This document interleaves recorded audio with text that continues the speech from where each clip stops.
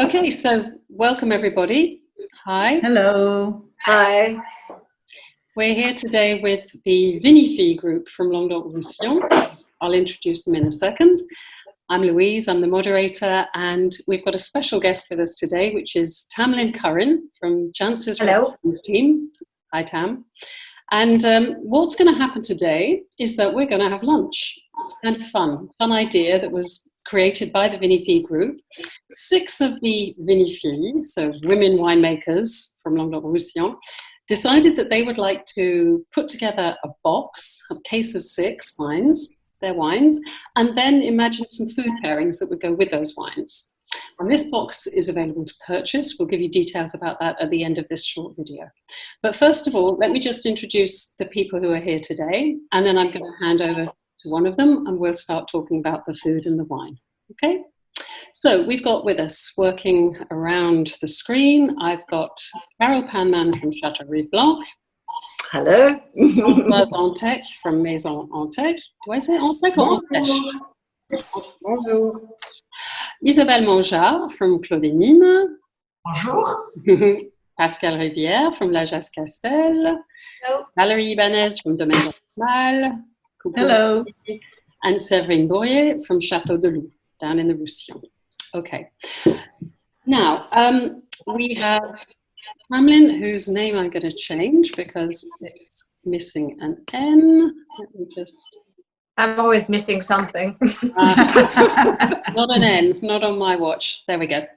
Now, I thought what we might do is kick off with Valerie, because Valerie is the president of the Vinifilles group right now.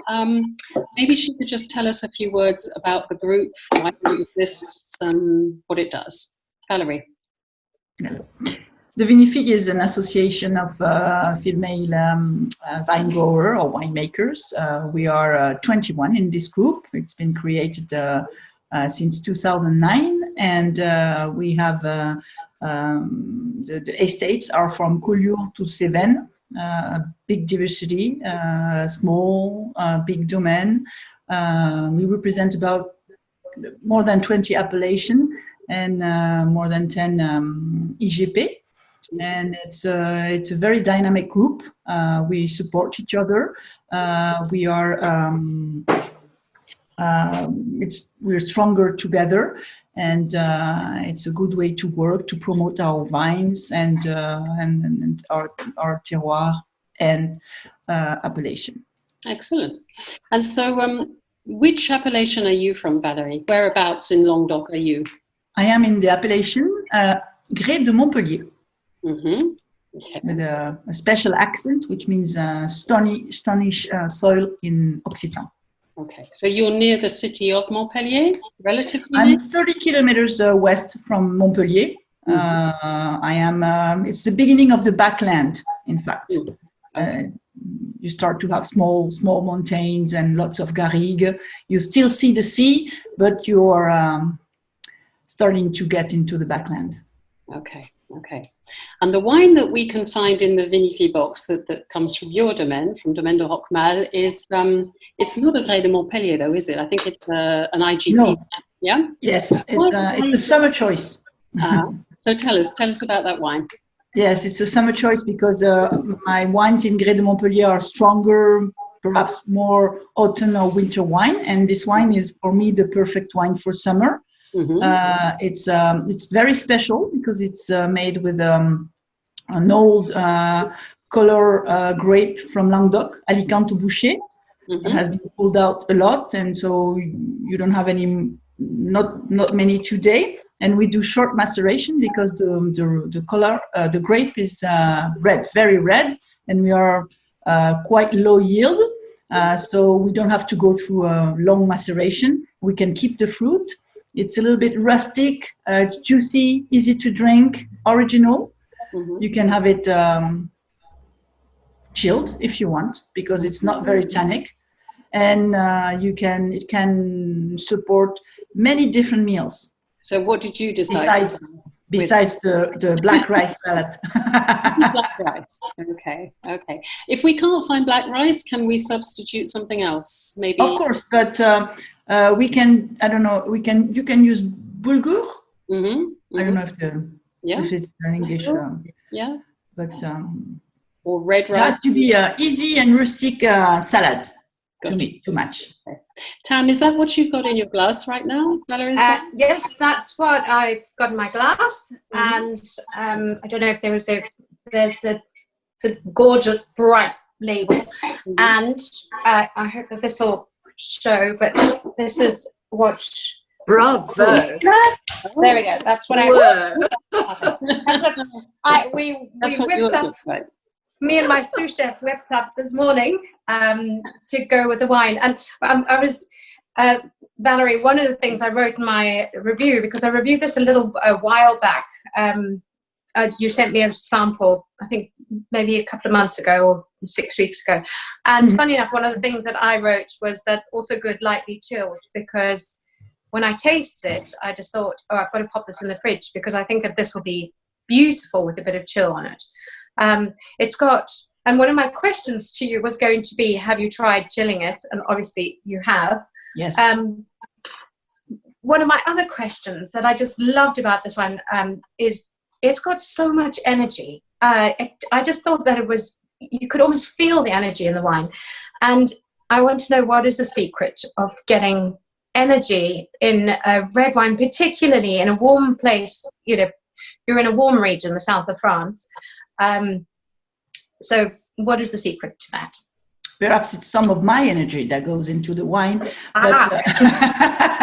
I was just going to say that. You should Perhaps see the energy that Valerie has. Yeah. No, there's another secret, and I'm not part of it. It's, you're right. Where I am, it's a hot spot. Today, also very hot spot. But in the meantime, we have a very nice.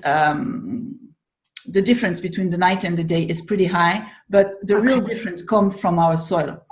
Our vines are planted on old bauxite ore. So we have lots of iron in our soils, and our acidity, which are usually pretty low in our region or where I am, is naturally high. So that's because of the iron content. Yes, the richness of iron you get higher acidity. Plus, we are growing organic for more than 13 years, so we also improve our acidity with the organic farming that I am sure of. And also, you have a grape that is you have the color already, and it's really black, so you don't have to go through maceration. So you keep a fresh fruit. Yeah, I think that's that's the other interesting thing when I read your text sheets is that your total sulfur dioxide was 42 milligrams, which is really low. So what again? A lot of winemakers who use a lot of sulfur dioxide tell me that they do it to keep their wines fresh. You are getting the most beautiful fresh fruit, and yet using about as little sulfur dioxide as you can get away with. Yes, but also this is because we have low yield, small crops, and very beautiful. The quality of our grapes is they're very clean, perfect. And then you just have to you just go along with the grape, and then your need of sulfites is pretty low. It's Okay. And my last question is, how long would you keep Méli-Mélo, or do you think that it's a wine that should be drunk as fresh and as young as possible? The rusticity of Alicante Boucher is very interesting. You can have it now and get the freshness, the black currant, and if you forget it, even though it's not a wine made for aging, it's interesting because it's rustic. So the wine keep in the meantime also, not for 10 years, but if you forget it, you won't be disappointed. That's fantastic. Thank you. One more question about your wonderful recipe. I love that orange and nut oil dressing. Could you do that for, say, something like Puy lentils instead of rice? I do that with choux. Cabbage. Cabbage. Cabbage. Cabbage. Oh, okay. I Yeah, have two versions, but I thought black rice was more sexy than cabbage. But is it cooked cabbage or raw? No, raw cabbage. Raw, Raw, okay. you can have a green or red cabbage. Right. Oh, And it Yeah. works Oh, that very would be well, nice. and it's lighter. It's, you know, Yeah. the black rice is to be in good shape until the end of the day. yeah, yeah. That's wonderful. Thank you. You're welcome. I'm going to jump in because I'm conscious of the fact that we have 6 wines to taste and 6 dishes to talk about. So if you don't mind, Tam, can I move to the next person? Yes. And Louise, if you need to manage the time or conversation, just jump in. I will. Feel free. We're going to move from Valerie's hotspot to a much cooler place, which is where Carole Panman is. Carole, can you tell us a little bit about where Chateau Rive Blanc is and why it's cooler? Yeah, with pleasure. First of all, I want to say it's so wonderful that Tamlyn's here, that she's joined us for lunch. This is great. So we're having lunch from really cool climate places to the hotspots of the Languedoc. It really is. It covers the whole region. It's fabulous. We are in Limoux, Françoise and I, my friend down the road. And Rive Blanc specializes in white wines, white and sparkling, because of the reason that Limoux is really great. It has a great terroir for white wines and for sparkling wines. And it's, Tam, in your tasting notes, you wrote about the cool elegance of Limoux. I think people really acknowledge and recognize this. Jancis herself has talked about Limoux as being a place where some of the best Chardonnay in France comes from. So nature has really presented this to us on a plate. In our case, nature's presented it to us on a high terrace of the Aude Valley. So we're at sort of 400 meters altitude in our highest part. And it's just tailor-made for white wine. And the 3 grape varieties of the Limoux appellation, which are Chardonnay, Chenin Blanc, and Mosaic, really thrive under these conditions. But today, of course, we're concentrating on the Chardonnay because that's the one in the box, and that's the one that Tamlyn has reviewed for the occasion. Mm-hmm. And you chose to pair it with something that's quite unusual, isn't it? Not a Languedoc kind of dish at all. No, yeah, I was playing around. The thing is, it's been so hot, and quite a lot of our dishes are quite warm up here. And all I could think of, we have this vegetable garden that's just bursting with lettuce, and so I just had to go and see what there was and go from there. But Odyssey is a very versatile wine because it has this fabulous freshness. It goes very well with a lot of different dishes. It goes really well with white meats and game even. But I thought I would test it with tuna. What did you think, Tamlyn? Well, first of all, you've got to see the masterpiece. Again, I'm not too sure how No, well that is. it can be there. That is a masterpiece. Here's mine. Quite simple. Did it work? Well, one of my first questions to you was, Yeah. if anyone mentions tuna with an Asian dressing to me, and you're thinking it's sugar and it's lime juice and it's fish sauce, I would always go for a Riesling and probably an off-dry Riesling. So I was quite taken aback. I thought, Oak Chardonnay is not a traditional pairing with an Asian dish like that. So, and of course, and you'll find that my kind of cliched thinking in food and wine pairing has been challenged quite often throughout this lunch. And I wanted to know, do you find that sommeliers and restaurants tend to be equally cliched in their pairings? And can that be a source of frustration for you? I haven't come across that very often. I have to say most of the sommeliers that I've been in touch with have been really, really kind of wide thinking about the possibilities of food and wine, which is the reason why I always encourage anyone who comes to see us. I encourage them to do 2 things. One is to buy their wine from a local independent wine merchant who can advise them also about what goes with what, because they know the vineyards. And the other is to not be afraid of the sommelier in the restaurant. You know, you shouldn't be showing the sommelier how much you know about wine. You should be testing them to get them to come up with the best combinations. And I have that's a really good tip. Yeah, no, you know. So then the other thing I wanted to say to you is that I think it's a fabulous combination that completely surprised me. Thank goodness. and so I wouldn't put, for example, I wouldn't put a white Burgundy with this dish. Yes. So what is it about Limoux Chardonnay that it can go with dishes with high acidity, with a little bit of sugar, with some Asian complexity, unusual things like coriander and sesame seeds that I would not, and I don't think that a Burgundian oak Chardonnay could go with that. So what's special about Limoux? I think it's because we have this confluence of two influences on our wines. We have the cool Atlantic influence, and we have the warm. So, you know, if I feel like it, I say we've got the passion of the Mediterranean, and we have the elegance of the Atlantic that comes in on Limoux. And it truly is a playground of these two influences. In fact, the rivers that run from the Pyrenees, our rivers here run from north to south, which is quite fun. You know, like the Aude goes from north to south. Yeah. Half of the tributaries fall down to the Mediterranean and half go to the Atlantic side. So we really are on the cusp of two influences. And I think that's what it must be, to be honest. It's the terroir.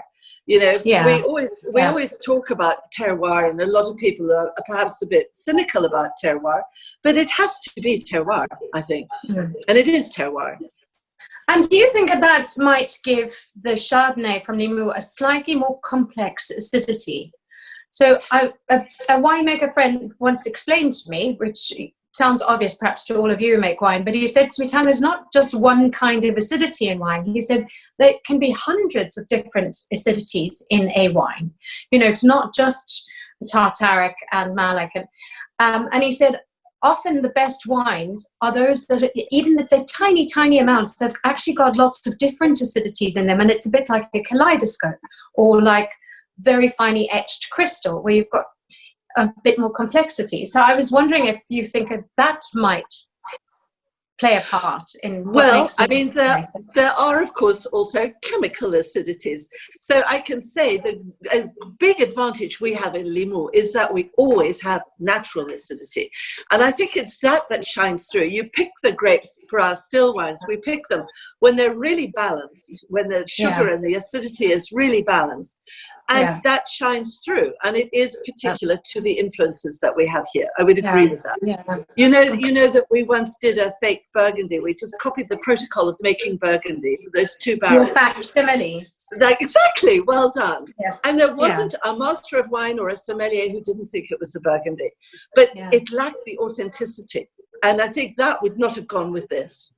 Yeah. And I'm not saying Burgundies are not authentic. They're coming from here, they're not authentic. Yeah. Yeah, and I think you're right. It's the combination of the Mediterranean and the Atlantic, which is the influence. So you're getting that beautiful ripeness and intensity of fruit that you perhaps wouldn't get in other places, but you're also getting that elegant acidity, and it's quite rare to find a Chardonnay that hits that perfect bliss point between the two. We have to hope that continues. We have to see what's happening with climate change. You know? Yeah. That's changing the concept of terroir as well. I'm going to jump in, if I may, because okay, and it's only fair that we talk about everything. Thanks, Tam.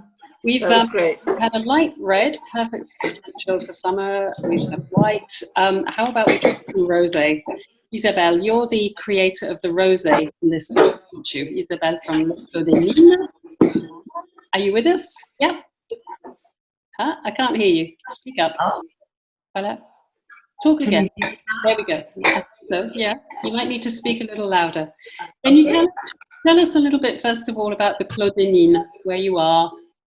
Well, Clos des Nines is between Montpellier and Sète, some little hills 15 kilometers away from the seaside.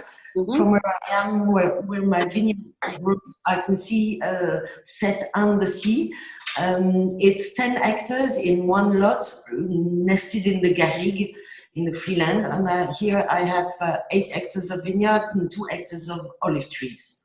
And I created Clodenin 18 years ago as a lifestyle. And it's called Clodenin because I'm the mother of daughters, 3 niñas. Ah, okay. Got you. All right. And the wine that you decided to put into the box is mainly Cinsault, am I right? You're right. This Nino, that my little boy, the boy that I never had.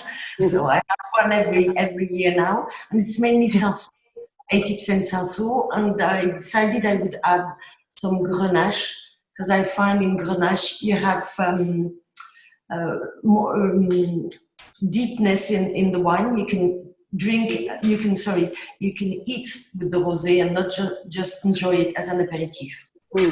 And you matched it with something that sounds absolutely delicious, which I imagine you can find quite easily near to where you went. With fresh red mullet. Oh, delicious! Oh, that looks gorgeous. In Frontignan this morning, I almost couldn't buy one because, as he explained to me, the water was very clear, and when the water is clear, the fish see the nets and they don't get to the net. So the fish was rare this morning. But fortunately, you managed to get red millet and grilled zucchini. Very easy, very simple. But delicious. What did you think? Yes. Well, this is one of the meals that we made last night because we thought we wouldn't be able to fit 6 in this morning. So I've got photographs of what we did. Unfortunately, we couldn't get hold of red mullet, but we had cod loin. So not quite as exciting. I don't think the flavour is as good as red mullet, and certainly, because it doesn't come from 15 kilometres away, not nearly as fresh. But we did grilled zucchini with it. I think the huge revelation for me, actually there's a couple of things. One, you spoke about the 20% Grenache giving it more depth. And one of my tasting notes says that it smells of sunflower seeds and rosehip jelly, a full curve of that rosehip fruit in the palate, scooping up guava and wild strawberries and crumbled dried sage in its wake. Voluptuous but not sweet, long, insistent layered, a touch of leesy cream cheese tang and richness. And I said a rosé that needs more attention than most. And one of my questions was, I love Cinsault, and I often think it's underestimated as treated like a simple blending grape. And there were actually 2 questions out of that. One is, what do you think Cinsault brings to rosé wine? But the other question, which kind of you answered in the Grenache thing, is I said, how do you get that beautiful balance between richness and freshness in your rosé? Because most of the rosés I come across are either rich or they're fresh. They're either complex, rich, and fruity wines, or they're fresh and simple. And yours is just an extraordinary. It should almost be like a contradiction because its richness is it's so full-bodied, but it's so fresh. So I think you answered that with the Grenache. Thank you very much for your comments. I am excited about that. Well, it's so beautiful that. As you can see, this is from last night. We may have nearly finished the whole bottle. Right. It's always a good sign. Best compliment ever. That's great. About Cinsault. Cinsault is a local grape as well. It grows. Yeah. It's very well adapted to our soil, temperature, warmness, and it brings us so much, either as an assemblage or on its own, because it's a big berry, it's a very juicy berry, and it's a very flavoring berry. And as in opposition to Grenache or Syrah, that needs to be very ripe, and that you have to wait quite a while until you have the good ripeness to the grape. Cinsault can be picked rather early in the season, and you can keep a lot of acidity, a lot of freshness, a lot of fruit. And I go back to what Valérie was saying, and it's very important in our very warm region to have that type of grape on assemblage. And then Grenache, obviously, I answered, but that was, I love Grenache. I love Grenache to grow, and I love Grenache to taste. I think it's a very majestic type of grape. It gives so much depth. I said deepness to wines, and I use it quite often. I like your description of Grenache being majestic. That's great.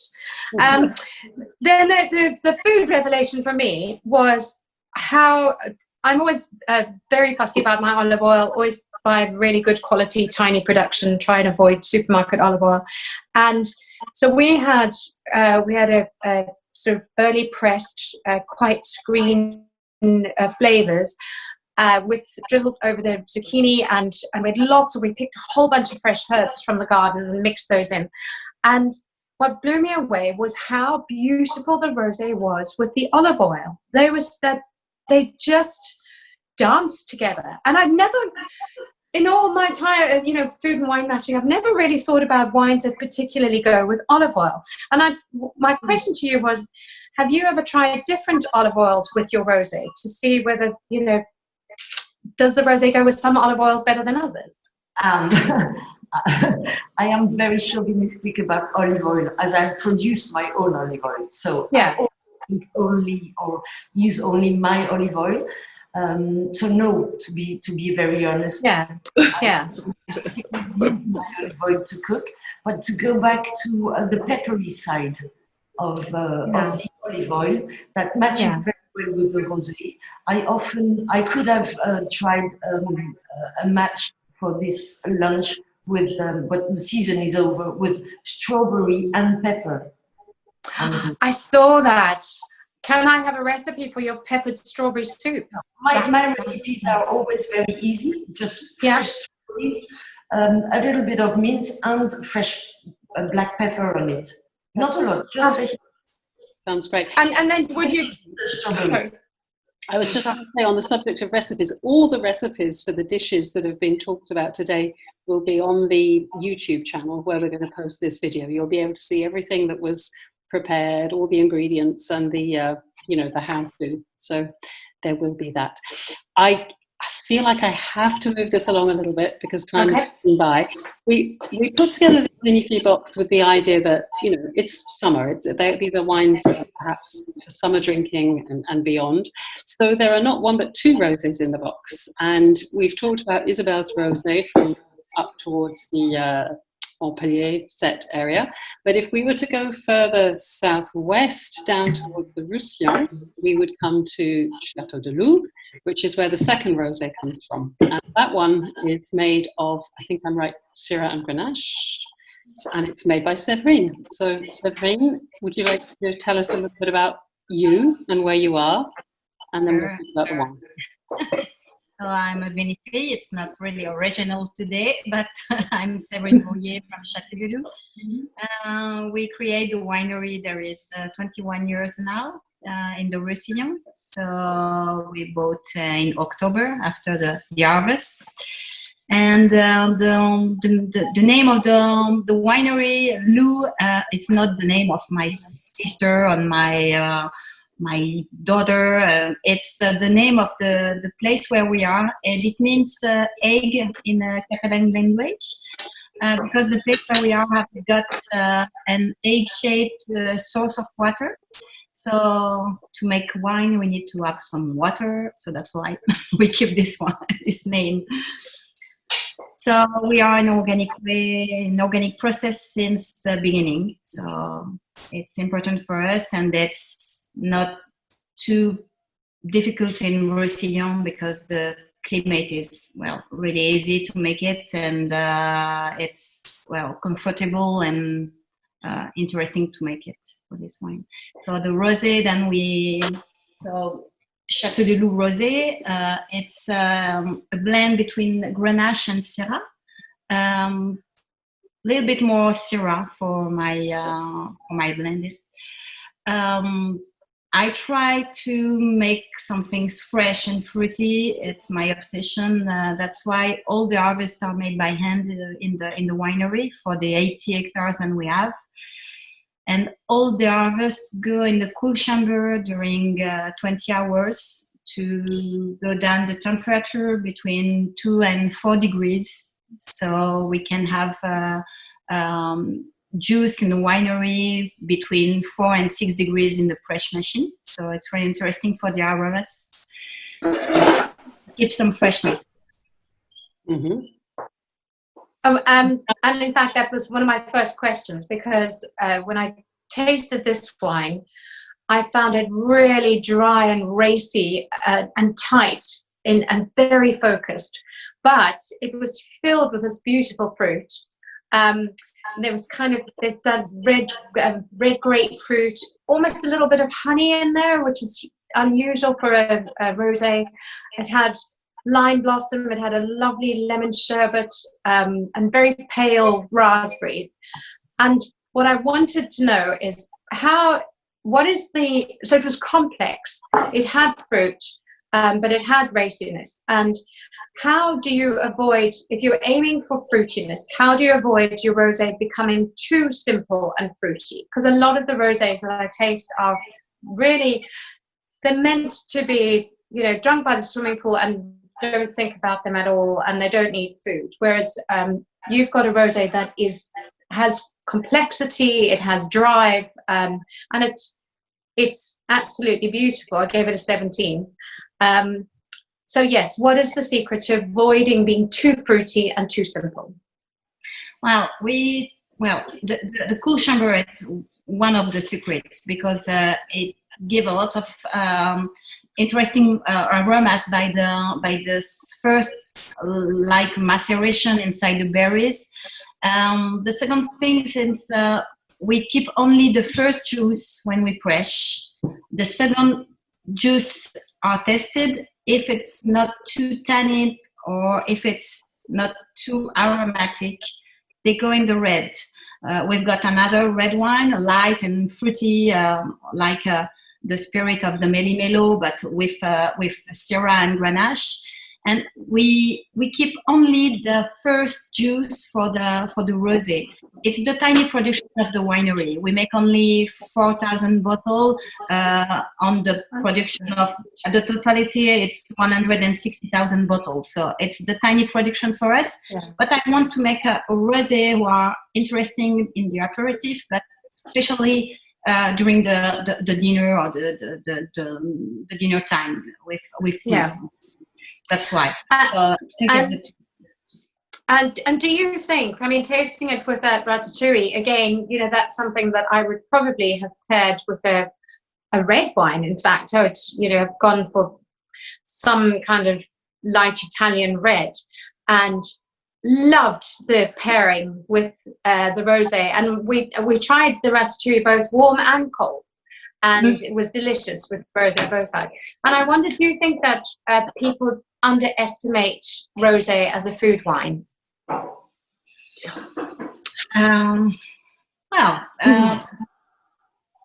It's the most difficult wine for me to make, a rosé. The rosé, it's really, really, really hard to do.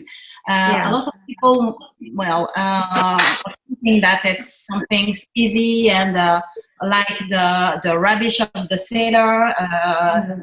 Everything's not so bad inside the rosé, but it's totally the opposite. It's really, really difficult to make a really good rosé, especially for us in the south, where we don't have so many yields. Especially for me in Roussillon, it's really pretty low. We are for this rosé between 12 hectares for the Grenache, because it's come from Maury, and the Syrah is 18 hectoliters per hectare.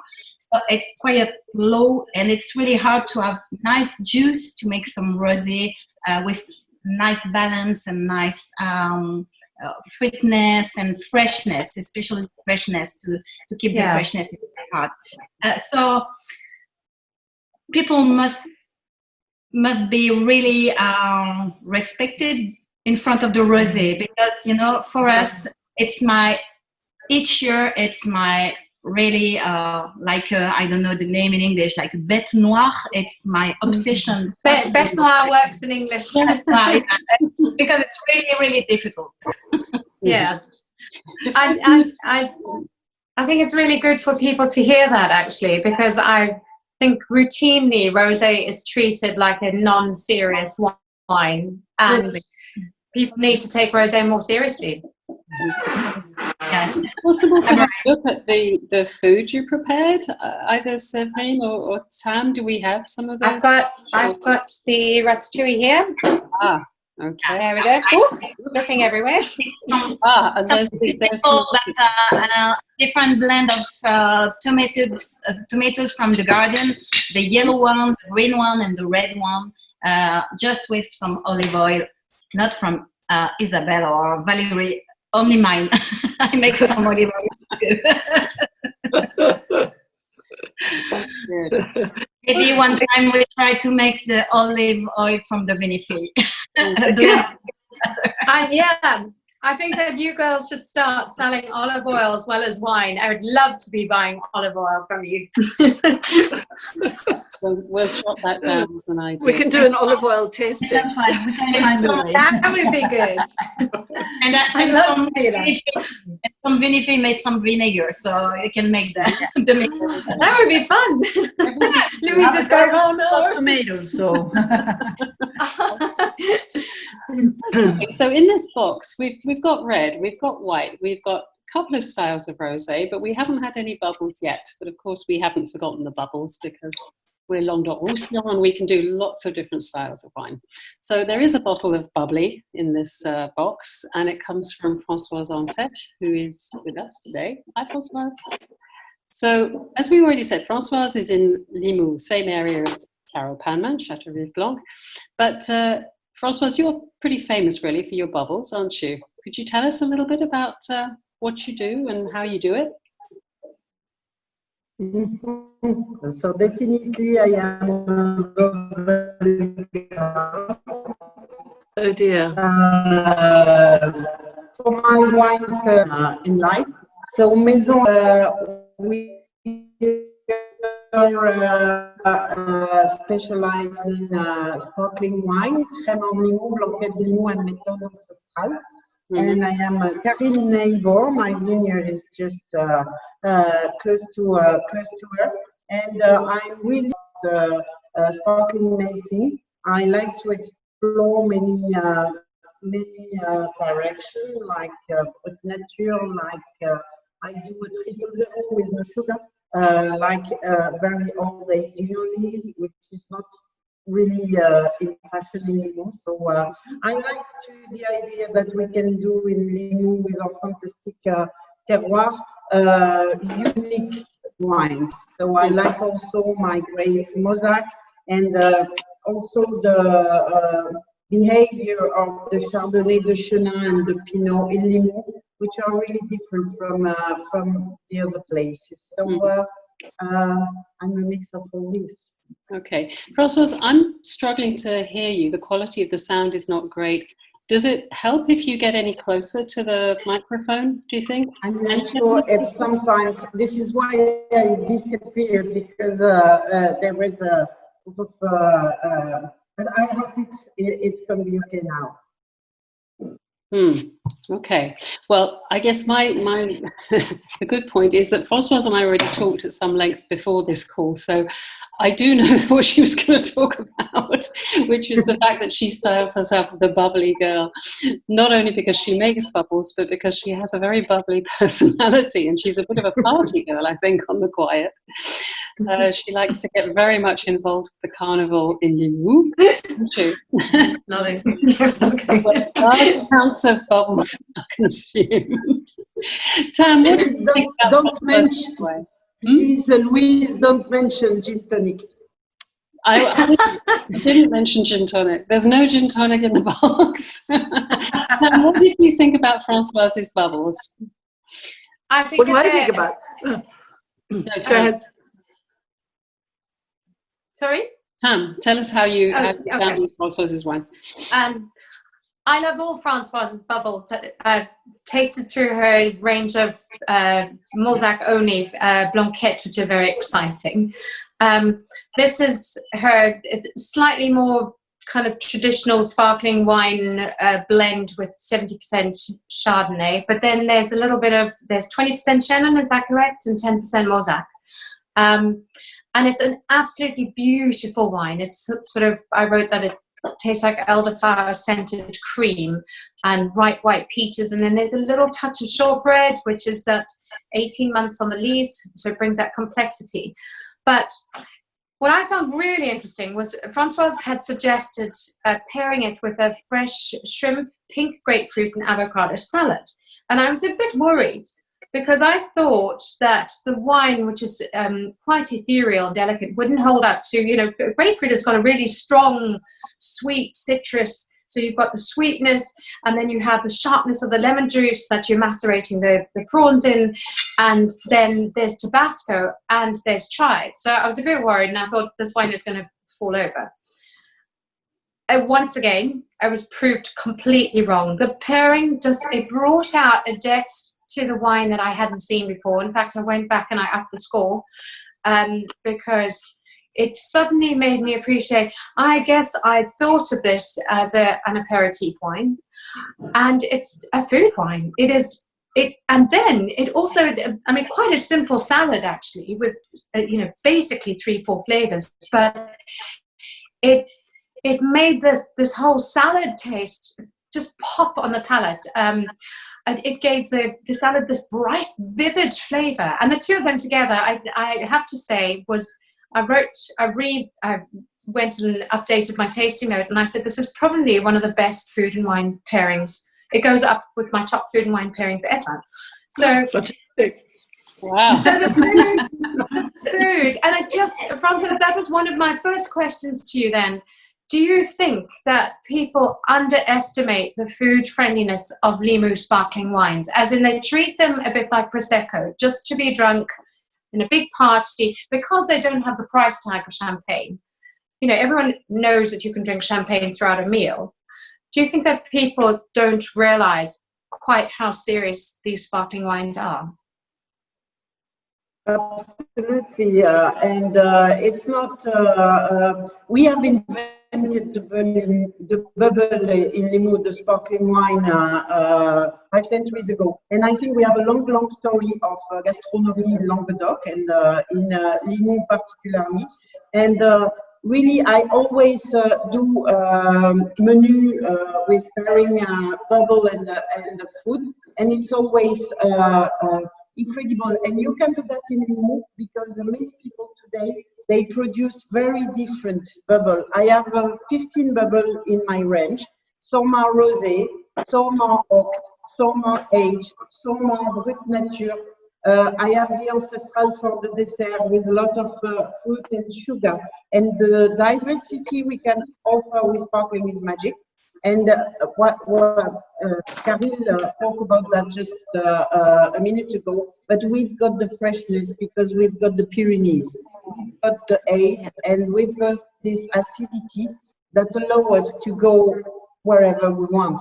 And this is beautiful. And of course, I believe that to do this pairing with sparkling wine, bubbles makes life looks better, according to me. And whenever you hear the bot, when you say, "Oh, are you kidding me?" And I really do believe that to do all a meal with sparkling wine, you be sure you have a wonderful evening. But I also like the red, the rosé, and the wine from my friends. So I had to drink a lot. I'm sorry. And I wanted to ask you, because you said the other thing that you would have with this wine was foie gras on toast.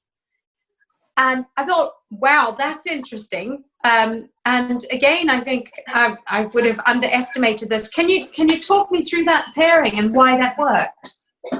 Yeah, and you know, it's fun you talk about that because when I choose those two dishes, I probably wanted to show people that it's possible to have it as an aperitif, where usually you have a foie gras on toast, and it's very classic.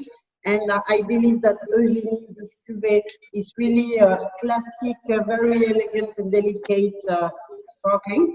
But also you can move to different areas like I choose also the other dish because there is grapefruit and citrus, and this was reminding me the Chenin, which is, according to me, one of the most beautiful grapes we have in Limoux, and with all the citrus notes.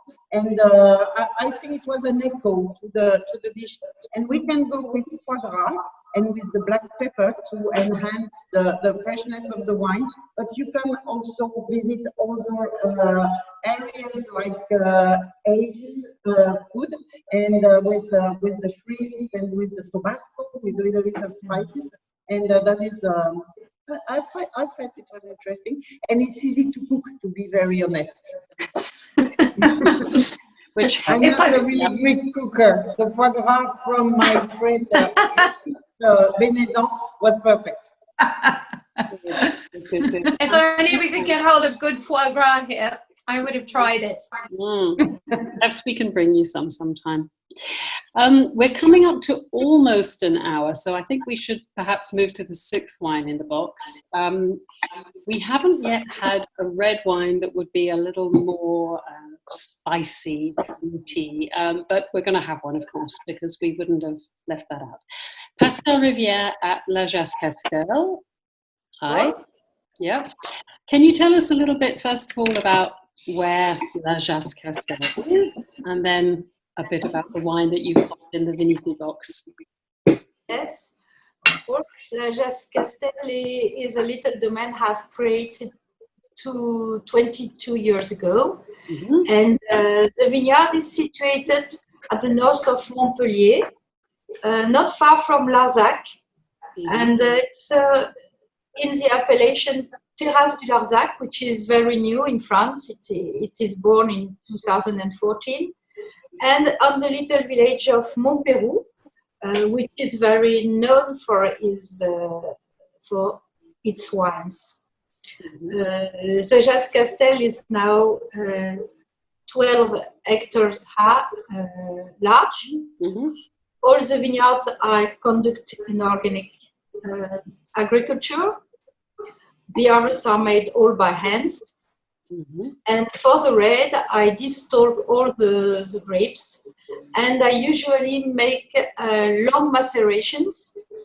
And I don't use a lot of sulfur during maceration because I don't know how to say it in English, so I won't say it. And so, sorry, I'm not very good. It's okay. Tell us about wine. La Pimpinella. What is a Pimpinella?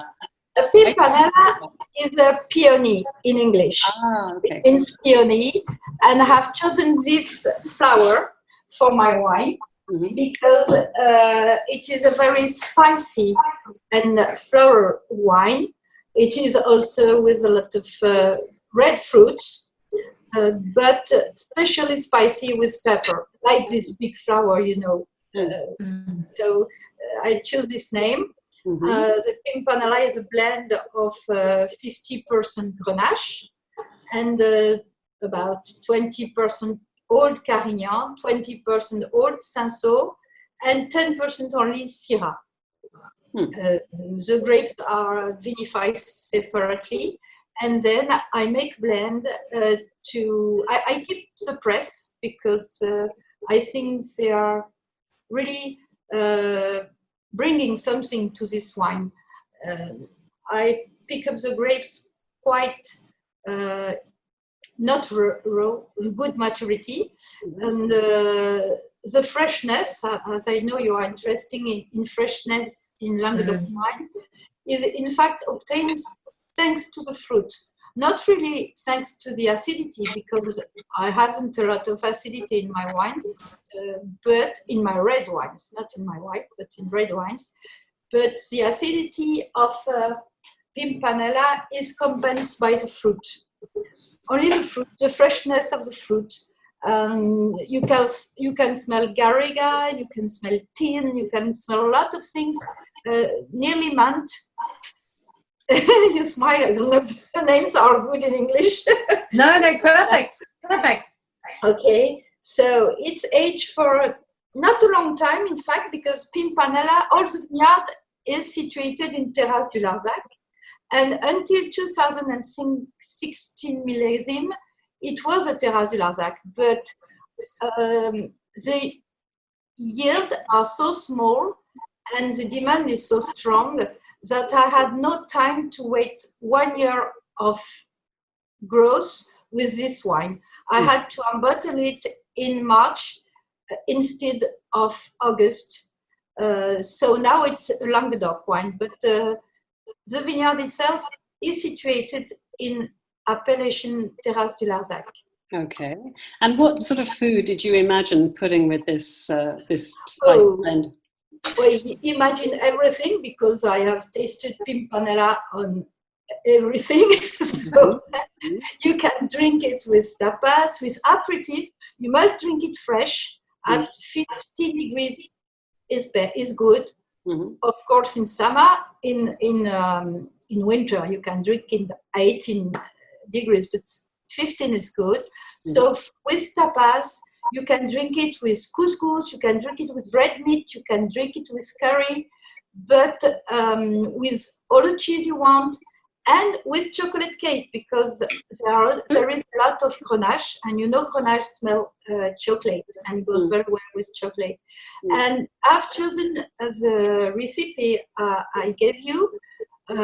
It's a duck breast with fruit, chivos duck breast with fruits, because I thought it was a little bit international, things you can find everywhere on the world. And also because you can use all the fruit you want. So you can eat it at any season. That's a great idea. Good idea. Tam, what did you make of that pairing? Oh, let me see if I can show you my my dish. That's it. And I had the fruit that I've got here is we grilled pineapple, apricots, blackberries, pears, and clementines. So we got a little bit of it. And that marinade is just gorgeous. Unfortunately, my butcher didn't have duck breast, but he's getting some in for me tomorrow, and we're going to remake the whole thing again tomorrow with duck breast, because I so want to try it. But so we've tried it with lamb. So that's and the reason I went for lamb, because as a substitute, is because exactly as you said, that I found the spiciness on this wine just gorgeous. So for me, it was like it reminded me of when I went to Dubai and walked through those spice souks, those Middle Eastern spice souks where you've got the smell of sumac and baharat and rasa hanout and harissa. And then you've got that little, it's got really exotic flavors of like hibiscus petals and pomegranate juice.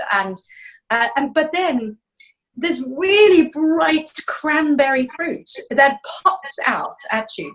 So it's got that, it's gorgeous. And my tasting note, which is before, I'd seen your recipe or anything, and I just said that this would send me straight to an Ottolenghi cookbook, because I was thinking Middle Eastern dishes, something like a North African or Moroccan tagine, where they've got the dried apricots and lamb, slow baked, with lots of complex spices. So I was quite pleased when I saw the recipe that you put it, because I thought we both obviously thinking along the same lines, which is fruit and spice and quite intense flavors, because the wine can take it.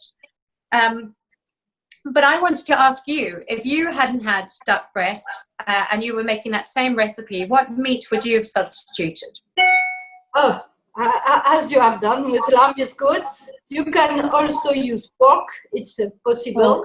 And you can use all the meat. If you put some sweet and spicy, duck and lamb is the best. If you prefer to eat meat, very simple, it's steak is the best. Okay. And I just, the other question that I wanted to ask you was, have you tried to pair this with any other kind of spicy dish? Like, would you put it with a curry of any sort, or do you think that would not work? A what? Sorry? A curry. Oh, yes. I told you with a curry is very good with coconut juice and very spicy with curry. And it goes very well. Yes, I do it very often. Lamb or chicken also. Chicken, you can use chicken, pork. Yes, it's good. Yeah, you can taste it with this. It's very nice with tagine, as you just told. Yeah. And then I think perhaps the what's your secret kind of question in this one is about the alcohol. I am normally very, very wary of high alcohol wines. I'm not very big. And it's very difficult to achieve balance in a wine at 15%. And actually, when I tasted this wine, wrote the tasting note, whatever, I always taste the wines before I look at alcohol levels, so I'm not prejudiced. But normally I can pick up high alcohol levels very quickly. And it didn't come up in my tasting note at all until I looked at the back of the bottle and couldn't believe it. Pimpinella doesn't taste remotely hot. The alcohol is so beautifully in balance, and that is very difficult to do.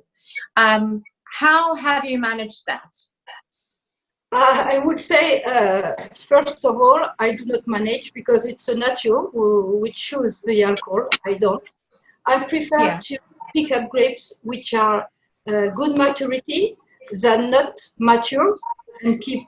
When you eat a fruit, an apricot, for example, if it's not mature, it's not good. For the grapes, it's the same.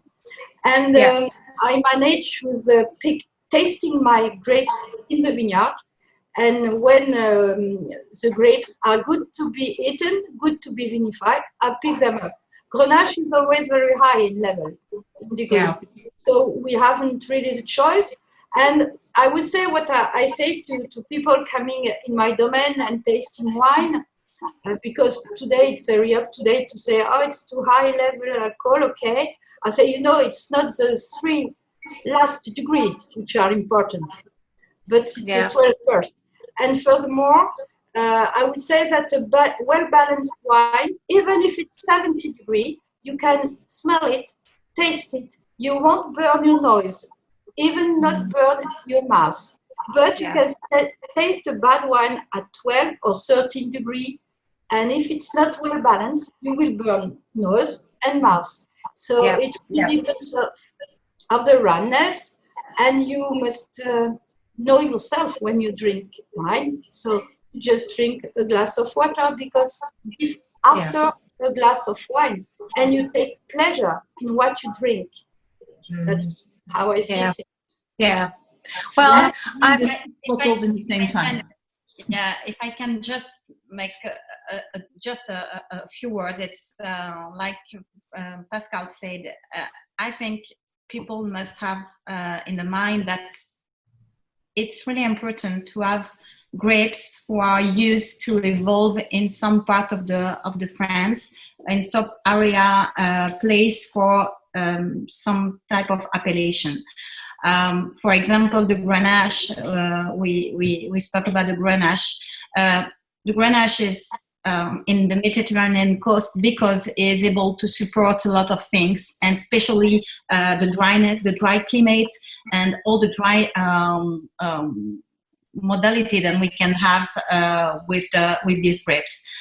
So maybe it's more difficult or more dangerous to try to make some Grenache in 13 degrees because it's not ripe already, and it must be really in the bad balance with the wine at the end. So please, just when you have some sauce of wine in the glass, just try first to test the wine, because we are obsessed. Well, for me, I think it's the obsession for me, but I'm sure all the Vinifilles are concerned in the same platform than me. Just try to test the wine and feel the well balance that you can have, and you will be you will be surprised by all the wine that you can have with a nice and fresh, well balanced in our climate. Because we know that we try to make the best that we can. All the winery, a lot of the winery try to work with cool chamber, especially for this type of problem. We know that we try, but I can't. For me, I speak only for me. I can't manage to keep some grapes not ripe in the vineyard, because for me it's one year of work with completely help me. You know, it's a question of balance, not of degree. Exactly. And I guess and allowing the vineyard to be what it is, and allowing the grapes to be who they are and where they're from, rather than trying to force them into a shape that they're not shouldn't be in. There are a lot of vineyards in the south of the world. We are not alone. And in Spain, in all south of France, in Italy, in Greece, everywhere it's the same. And it's not a problem. It's the quality when it's well done. Yeah, when there is balance. Yeah. I'm really sorry but amazing balance in that wine. Means that the thing will either cut out or it will stop because the size of the fire. But we want to go on. So we're going to have to stop. I'm really sorry. Don't eat! Oh no, it's just beginning. I know. That's fun. We'll do it again another time. What I have to say at the end now is I need to explain how people can get their hands on these lovely wines, which is essentially by ordering the box online.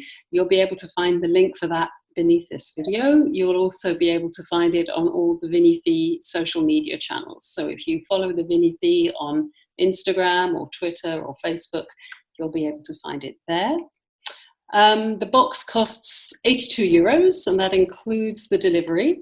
So it's quite a good deal.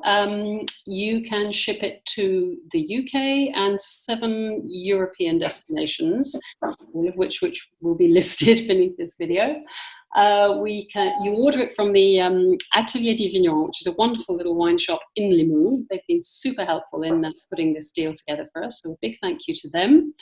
And finally, the biggest thank you of all perhaps to Tam for joining us today and taking the review of the wine. It's been such fun. I've loved it.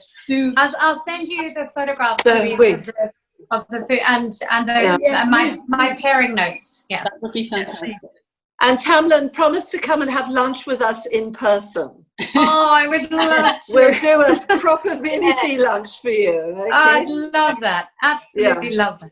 Wonderful. That'd be great. I have to kick my boss out of her house so we can go and stay. Yes. Okay, so I'm going to hit the button which will cut this off. Thank you all very much for being here today. Thank you for everyone who's given their time to watch this at home. We hope if you get to taste the wines that you enjoyed them. Cheerio for now. Bye-bye. Thanks a lot. Thank you, ladies. Bye. Cheers. Bye. Bye. Cheers. Yes.